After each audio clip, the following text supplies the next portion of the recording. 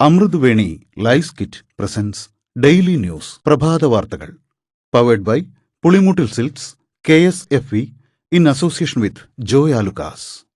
ഇത്തവണ ഫസ്റ്റ് അടിക്കില്ലേ നമ്മള്?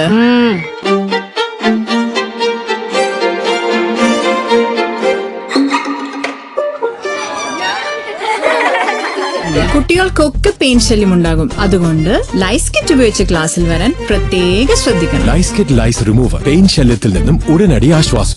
നമസ്കാരം, ഞാൻ ഡെയ്സി ബിജു. ഡെയിലി ന്യൂസിന്റെ പ്രഭാത വാർത്തകളിലേക്ക് സ്വാഗതം. ഇന്ന് ഓഗസ്റ്റ് 15 ശനിയാഴ്ച.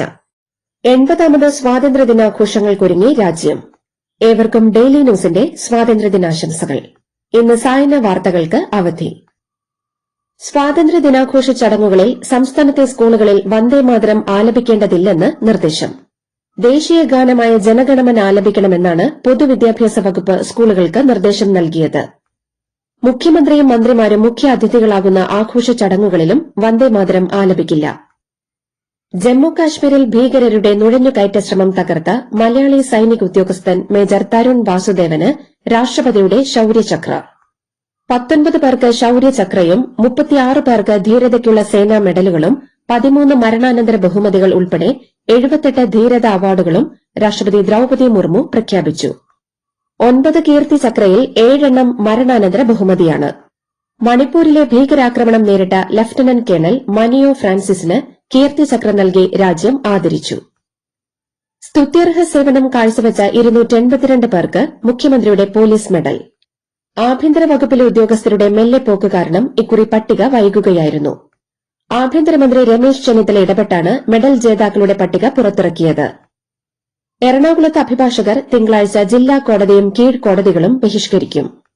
ഗാർഹിക പീഡന കേസിന്റെ വക്കാലത്തെടുത്ത അഭിഭാഷക ദമ്പതികളായ TM ഡോൾഗോയുടെയും നീമയുടെയും വീട്ടിൽ അക്രമം നടത്തിയതിൽ പ്രതിഷേധിച്ചാണ് സമരം. പ്രദേശവാസികളായ വേലു, വാവക്കുട്ടി എന്നിവരാണ് ആക്രമണം നടത്തിയത്. വേലുവിന്റെ ഭാര്യ നൽകിയ ഗാർഹിക പീഡന പരാതി അഭിഭാഷക ദമ്പതികൾ ഏറ്റെടുത്തതാണ് പ്രകോപനത്തിന് പിന്നിൽ. പ്രതികൾക്ക് വേണ്ടി ആരും വക്കാലത്തെടുക്കരുതെന്ന് അസോസിയേഷൻ ആവശ്യപ്പെട്ടു. കാലടി സർവകലാശാല വൈസ് ചാൻസലർ ഡോക്ടർ സിസ തോമസിനെ SFI പ്രവർത്തകർ കയ്യേറ്റം ചെയ്തു. ശവമഞ്ചമൊരുക്കി പ്രതിഷേധ റാലിയും നടത്തി. ക്യാമ്പസിലെ ക്രിമിനലുകൾക്കെതിരെ ശക്തമായ നടപടി വേണമെന്ന് ഗവർണർ രാജേന്ദ്ര ആർലേക്കർ മുഖ്യമന്ത്രി VD സതീശനോട് ആവശ്യപ്പെട്ടു.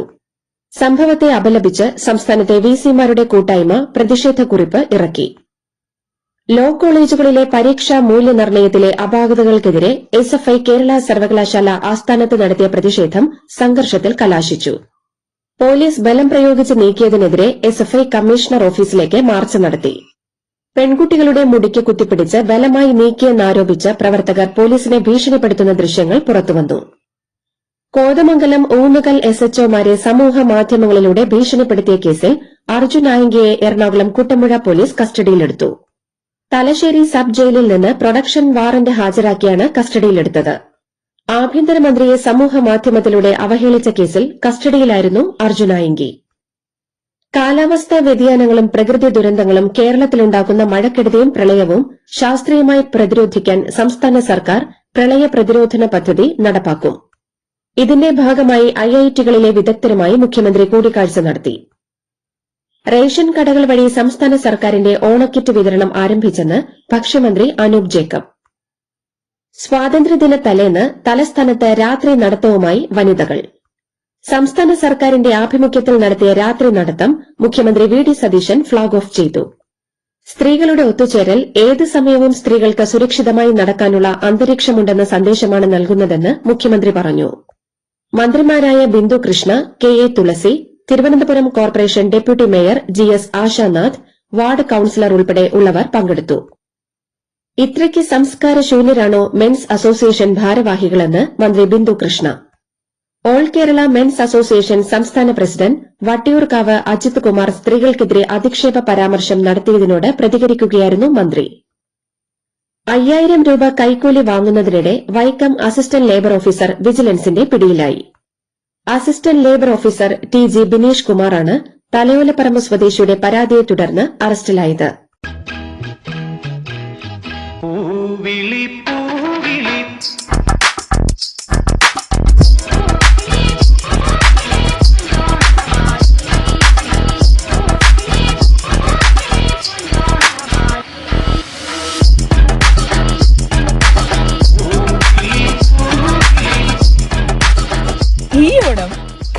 വരട്ടെ.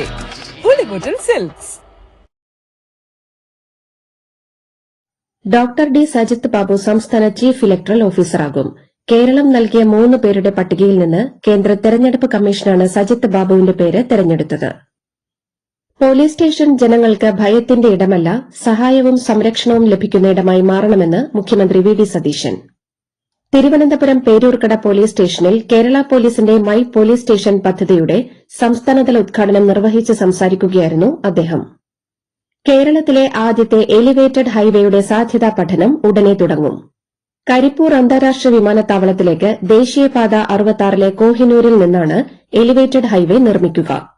നടപടികൾ വേഗത്തിലാക്കാൻ ജില്ലാ കളക്ടറുടെ ചേംബറിൽ ചേർന്ന ഉന്നതതല യോഗം തീരുമാനിച്ചു. സംസ്ഥാന ബജറ്റിൽ വകയിരുത്തിയ 1 കോടി രൂപ ഉപയോഗിച്ച് സാധ്യതാ പഠനം ഉടനെ പൂർത്തിയാക്കും. ടൂറിസം രംഗത്തെ വെല്ലുവിളികൾ നേരിടാൻ കേരളം സജ്ജമാകണമെന്ന് മന്ത്രി പി സി വിഷ്ണുനാഥ്. എറണാകുളത്ത് ഫിലിം സിറ്റി, മാരിടൈം മ്യൂസിയം തുടങ്ങിയ പദ്ധതികൾ വരുമെന്നും ഒരു കാലത്ത് ഓഫ് സീസണായിരുന്ന മൺസൂൺ കാലം ഇന്ന് പ്രധാന ടൂറിസം സീസണായി മാറിയെന്നും അദ്ദേഹം പറഞ്ഞു. കാലടി സർവകലാശാലയിലെ SFI സമരത്തെ ഉന്നത വിദ്യാഭ്യാസ മന്ത്രി റോജി എം ജോൺ തള്ളി. സമരക്കാർ തന്നെ കയ്യേറ്റം ചെയ്യാൻ ശ്രമിച്ചെന്ന് വൈസ് ചാൻസലർ സിസ തോമസ് ആരോപിച്ചു. മന്ത്രി RSSന്റെ നാവാണെന്ന് SFI ആരോപിച്ചു. കൊല്ലം കരുനാഗപ്പള്ളിയിൽ ബിവറേജസിൽ മദ്യത്തിന് കൈക്കൂലി വാങ്ങിയെന്ന പരാതിയിൽ 2 ജീവനക്കാരെ സസ്പെൻഡ് ചെയ്തു. സുധീൻ രാജ്, അമൽദേവ് എന്നിവരെയാണ് സസ്പെൻഡ് ചെയ്തത്. അന്വേഷണ റിപ്പോർട്ടിൽ ബെവ്കോ MDയുടേതാണ് നടപടി. കണ്ണൂർ സർവകലാശാല വിദ്യാർത്ഥി യൂണിയൻ SFI നിലനിർത്തി. മത്സരിച്ച മുഴുവൻ സീറ്റുകളിലും SFIക്കാണ് വിജയം. കാസർകോട് ജില്ലാ എക്സിക്യൂട്ടീവ് സീറ്റ് UDFൽ നിന്നും SFI പിടിച്ചെടുത്തു. ശബരിമലയിൽ നടക്കുന്ന ചിങ്ങമാസ പൂജ, ഓണം പൂജ എന്നിവയോടനുബന്ധിച്ച് അയ്യപ്പ ഭക്തരുടെ യാത്ര സുഗമവും സുരക്ഷിതവുമാക്കുന്നതിനായി KSRTC വിപുലമായ യാത്രാ ക്രമീകരണങ്ങൾ ഏർപ്പെടുത്തി. നാളെ മുതൽ 28 വരെ വിവിധ KSRTC യൂണിറ്റുകളിൽ നിന്ന് പമ്പയിലേക്കും തിരിച്ചും പ്രത്യേക സർവീസുകൾ ക്രമീകരിച്ചിട്ടുണ്ട്. ഓണക്കാലത്ത് കേരളത്തിലേക്ക് കൂടുതൽ സ്പെഷ്യൽ ട്രെയിനുകൾ അനുവദിക്കണമെന്ന് KC വേണുഗോപാൽ MP റെയിൽവേ മന്ത്രി അശ്വിനി വൈഷ്ണവിനോട് ആവശ്യപ്പെട്ടു. ഡൽഹി, മുംബൈ, ബംഗളൂരു തുടങ്ങിയ നഗരങ്ങളിൽ നിന്ന് ഓഗസ്റ്റ് 23, 24 തീയതികളിൽ അധിക സർവീസുകൾ വേണമെന്നാണ് ആവശ്യം. ഓച്ചിറ പരബ്രഹ്മ നഴ്സിംഗ് കോളേജിലെ വിദ്യാർത്ഥി അഹമ്മദ് നജാദിന്റെ ആത്മഹത്യയിൽ SFI പ്രതിഷേധം അവസാനിപ്പിച്ചു. ആരോപണ വിധേയരായ 4 അധ്യാപകരെ സസ്പെൻഡ് ചെയ്യാമെന്ന കോളേജ് അധികൃതരുടെ ഉറപ്പിലാണ് പ്രതിഷേധം അവസാനിപ്പിച്ചതെന്ന് SFI അറിയിച്ചു. കലൂർ അന്താരാഷ്ട്ര സ്റ്റേഡിയത്തിൽ ഫ്ലഡ് ലൈറ്റുകൾ സ്ഥാപിച്ച റഷ്യൻ കമ്പനിയെ സ്പോൺസർ വഞ്ചിച്ചതായി പരാതി. ലൈറ്റിംഗ് ടെക്നോളജീസ് എന്ന കമ്പനിക്ക് കരാർ പ്രകാരമുള്ള 3.68 കോടി രൂപ നൽകാതെ റിപ്പോർട്ടർ ബ്രോഡ്കാസ്റ്റിംഗ് കമ്പനി കബളിപ്പിച്ചെന്നാരോപിച്ച് നിയമ നടപടികൾ ആരംഭിച്ചു.